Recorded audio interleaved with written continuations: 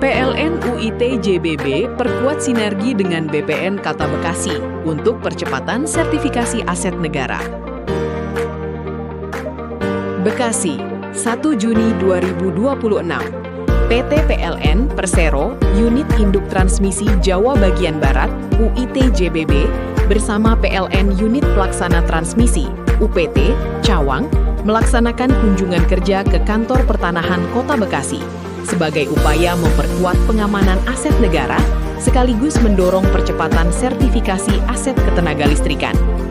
Kunjungan kerja ini menjadi langkah strategis untuk mempererat koordinasi dan sinergi antara PLN dengan Badan Pertanahan Nasional (BPN) Kota Bekasi, khususnya dalam percepatan penyelesaian sertifikasi aset tanah milik negara yang digunakan untuk mendukung infrastruktur ketenagalistrikan. Upaya ini merupakan bagian dari komitmen PLN dalam menjaga legalitas aset demi menunjang keandalan sistem kelistrikan.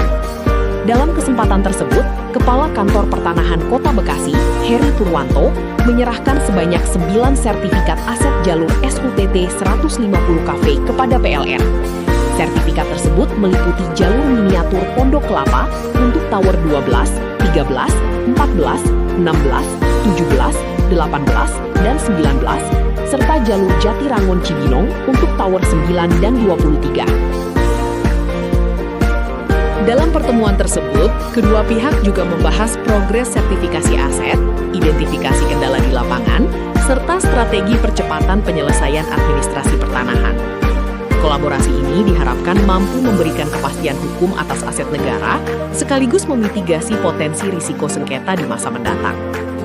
Manajer PLN UPT Cawang, Putut Setiawan, menyampaikan bahwa pengamanan aset menjadi salah satu prioritas perusahaan dalam memastikan keberlangsungan operasional infrastruktur ketenagalistrikan yang andal dan berkelanjutan.